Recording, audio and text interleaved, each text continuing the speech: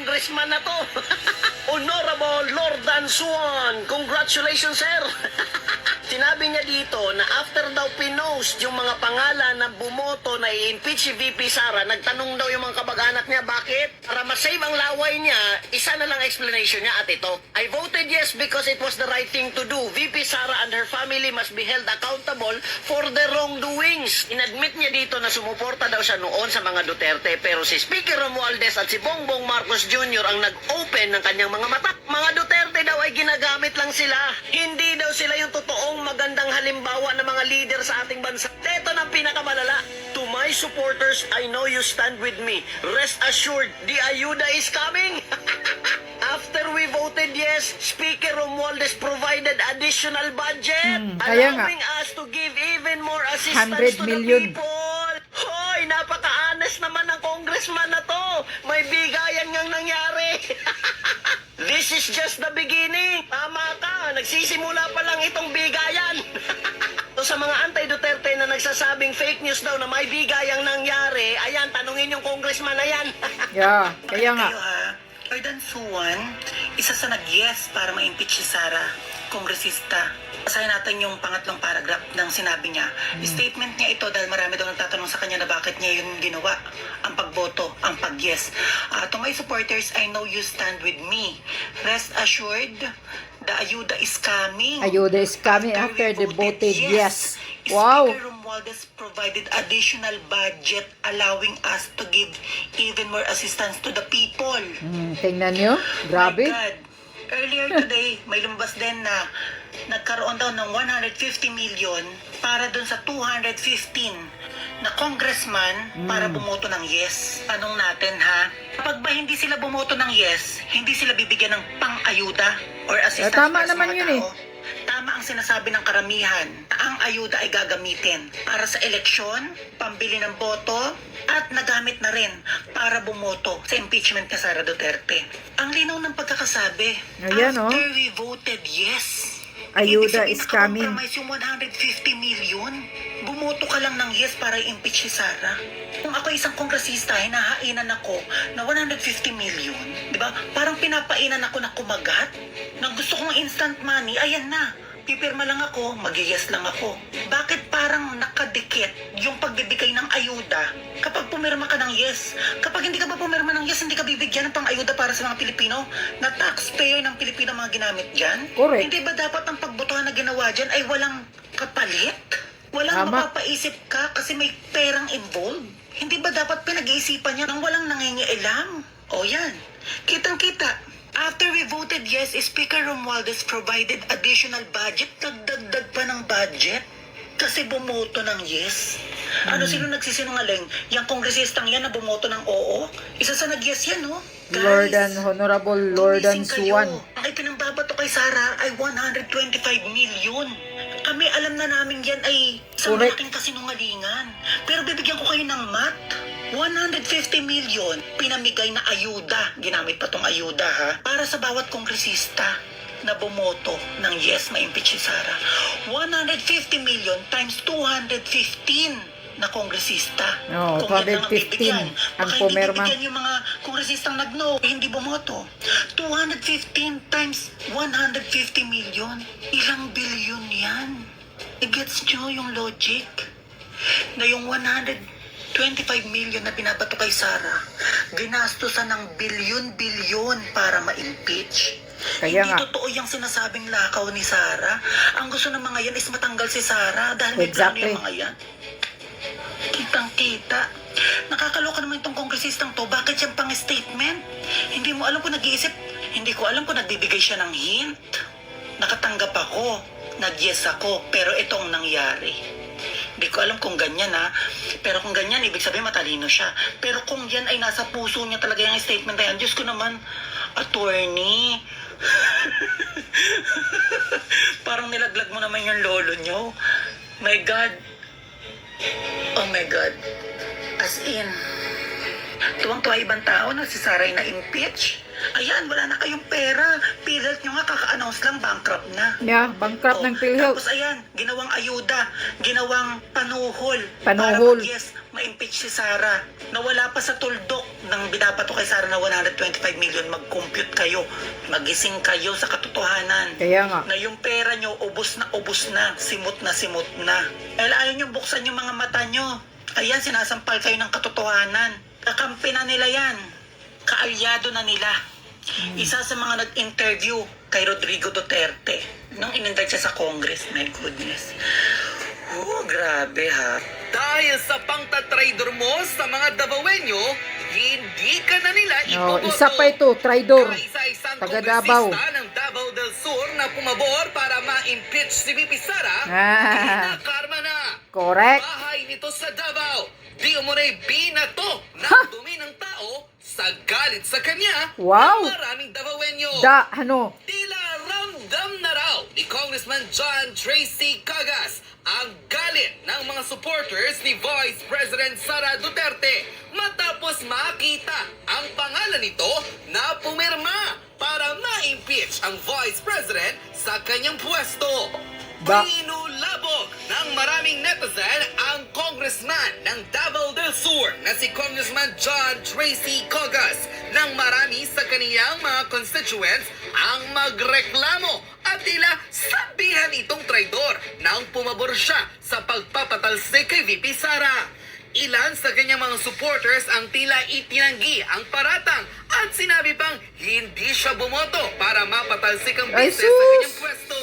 Ngunit ang kanyang pirma ang magsisilbing ebidensya na tunay ang balita sa kanya. Cagas. Ang kaisa-isang Davao del Sur representative ang siyang pumirma para mapatalsik si VP Sara kahit ito'y kababayan niya. Dahil dito, bumulagta sa kanya ang galit ng maraming Davaoenyo at kitang-kita kung paano siya pinagtulungan at maramdaman na marahil wala na siyang pag-asang manalo sa susunod na halalan. Viral ngayon sa samot-saring social media platforms Ayan, ang mga Davaoenyong nagbaklas ng Dinaklas tarpaulin niya ang sa tarpaulin. ilang mga kalsada sa Davao del Sur. Da. Pruweba raw ito Good. ng galit ng marami sa kanyang mga kababayan Good. dahil sa pangtatraidor niya sa maraming Mindanawan. Bukod sa kanya, tila damay rin ang iba nitong pamilya na tumatakbo ngayong 2025 election kung saan tinanggal din ang mga tarpaulin kasabay ng pagbumuka ni Congressman John Tracy Cagas.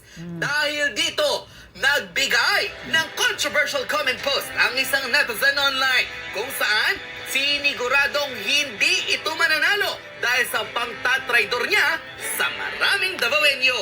Ayon sa kanyang full trending comment Buti post, sa'yo. Davaoenyos are smart enough to fight instantly those people who are traitors not only to them, not only to the Mindanaoan, but to the 32 million plus people who voted for Sara Duterte as Vice President, legally by the Filipino people. Isang malaking kaba ngayon ang nararamdaman ni Davao del Sur Congressman John Tracy Cagas dahil alam niya ang ginawa niya kay VP Sara.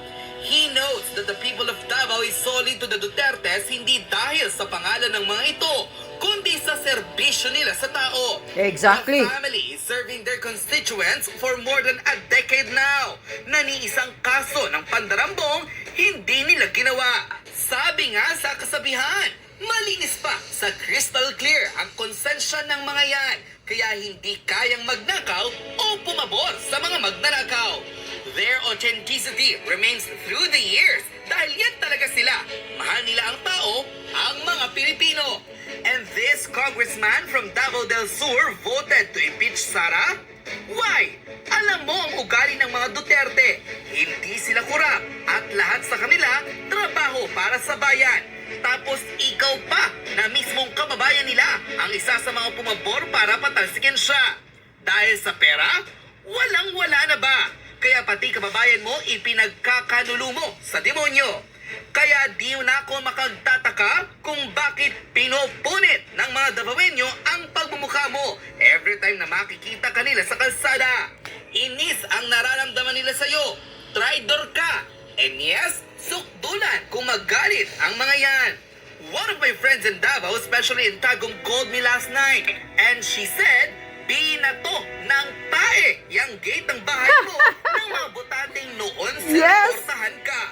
Deserve na deserve mo yan. Ah. People are so real. Lalabanan hanggang tulo at hindi sila magpapatalo sa ano? mga traidor na tulad mo na nasilaw sa pera na inalok sa'yo ng mga demonyo.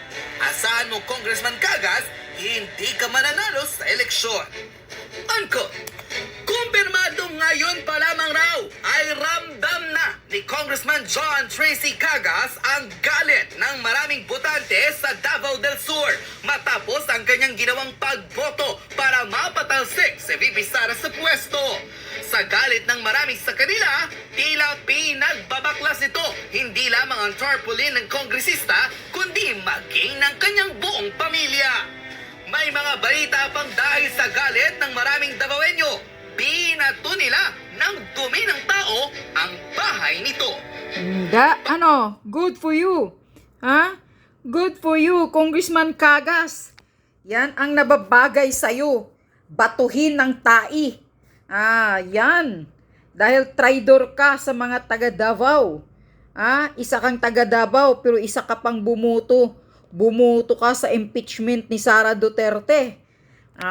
Batuhin nyo pa. Damihan nyo pa ng mga tai. Ibato sa bahay niya. Ayan, binaklas ang tarpaulin mo. Mabuti pa umatras ka na lang. Wala ka ng pag-asang mananalong congressman ulit sa taga Davao. Wala nang bubuto sa'yo. Traidor ka, Cagas. Ito pa. Doon sa nag-comment sa YouTube ko, sa video ko about doon sa binulabog at pinasabog ni Maharlika na galing sa informer niya na 150 million nagkabayaran. Ang pumiperma sa impeachment against Sara Duterte, binabayaran ng 150 million. Ito na. Another evidence. Galing kay Suwan, sino tong congressman na nagpo-post pa sa Facebook niya. Na ayuda is coming after I voted yes for the impeachment of Sara Duterte. Ayan. So ano yan? Isa yang ebidensya. Mismo si Congressman Marcolita nagsasabi na dinagdagan ng 100 million daw sa mga budget nila yung mga bumubuto sa impeachment ni Sara. So isa lang itong patunay na si Sara malinis. Ang issue dito, wala siyang ninakaw, malinis siya, wala siyang winaldas na pira sa confidential funds niya na 125 million. Tingnan nyo, 125 million pinagtiyagaan ng investigasyon ng mga hayop na Quadcom, Tuwadcom, lalo na itong si Representative Adyong na taga Lanao del Sur, na binabasura na naman ngayon ng mga kababayan niyang mga Muslim dahil traidor daw. Itong si Adyong na mayabang. 150 binabayad sa kanila. Tingnan mo, 150 binigay, suhol bilang isang suhol sa 215 ka mga kongresista na bumuto sa yes of impeachment kay Sara Duterte. Tingnan nyo. You do the math. How much? Ilang bilyon yun. Ang pirang minaldas ni Tambaloslos. Pangsuhol, pira natin mga kababayan para lang maano yung ambisyon ni Martin Romualdez na mawala si Sara Duterte dahil natatakot talaga siya. Natatakbo si Sara Duterte pagka-presidente ngayon 2028. Kaya yun, ang ano niya, kailangan talagang ma-impeach si Sara Duterte kasi nga pag ma-impeach ka, hindi ka na pwedeng makatakbo sa gobyerno. Kaya yun talaga ang huling alas ni Tambaloslos na ma-impeach si Sara. Kaya winawaldas niya ang pera natin mga taxpayer. Pinagbabayad niyang suhol sa mga hinayupak na mga mukhang pirang makapal ang mukha sa 215 kakongresista na bumuto ng yes for impeachment kay Sara Duterte. O ano yan? Doon sa mga tanga, sa mga bulag na maputang inang ninyong mga taong bayan doon na nagbulag-bulagan kahinayupak ka, sa kambobo, animal ka, gising mo yung utak mong nalulusaw na baka adik ka rin, hinayupak ka, ito, ebidensya. Mismo si Congressman Mitch Oy na taga Caloocan, District 2, nagsasabi na pinapapasok din sila sa kwarto. Ang hindi bumoto sa impeachment kay Sara Duterte ay tatanggalan ng budget. Ayan, pasabog din ni Congressman Mitch Oy. So ano yan? Talagang politika itong impeachment kay Sara Duterte. Walang ugnayan yan sa confidential funds dahil naisabi na ng COA na clear na ng COA na walang winaldas, walang ninakaw si Sara Duterte. Kundi itong impeachment ay gusto lang ng mga adik, mga bangag, mga ambisyoso na ayaw nang umalis sa posisyon. Ang gusto lang talaga, sisirain ang dignidad ng mga Duterte. Ang akala nila, maniniwala ang taong bayan sa kanila.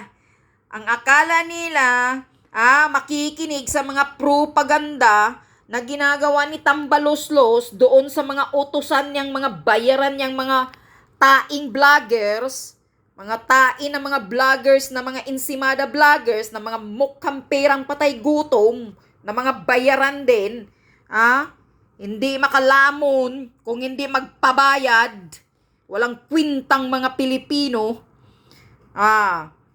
Yan ang gusto ni Romualdez, na talagang tanggalin talaga at sisirain ang dignidad ng mga Duterte sa politika para masisira sa pandinig ng mga tanga. Mga tanga at mga bubo lang ang maniniwala sa iyo, Romualdez, kang hayop ka. Sabi pa ni Sara, isa kang kawatan, tangina mo. Di ka pa tuluyang aatakihin, putang ina ka. Yan, winawaldas mo ang pira namin. 150 million sohol mo sa mga nagpirma ng yes for impeachment kay Sara Duterte, putang ina ka. Pira namin yan, winawaldas mo. Mismo si Congressman Marcolita nagsasabi, pinadaan mo ng ayuda, wag na tayong maglukuhan, tarantado ka, putang ina ka. Yan ang para sa inyo. Kulang pa ang mura sa inyong lahat, mga makakapal ang mukha ninyong mga congressman, na mga kawatan, na mga mukhang pirang bayaran. Yan yon. Pira namin, nilulustay ninyo, pinagtulungan yung pinagbubulsa ninyo. Maniniwala ba kami na ang budget na binibigay sa inyo ay totoong tinutulong ninyo sa mga constituent ninyo? Ay putang ina ninyo. Wag nyo nang lukuhin kami. Gising na kami sa katotohanan. Mga kawatan kayo. Sana bilaukan kayo habang lumalamon kayo sa pira namin. Mga wala kayong kwinta sa Pilipinas. Sana mabura kayo. Ikaw, Romualdez, sana mabura ka na, putang ina ka.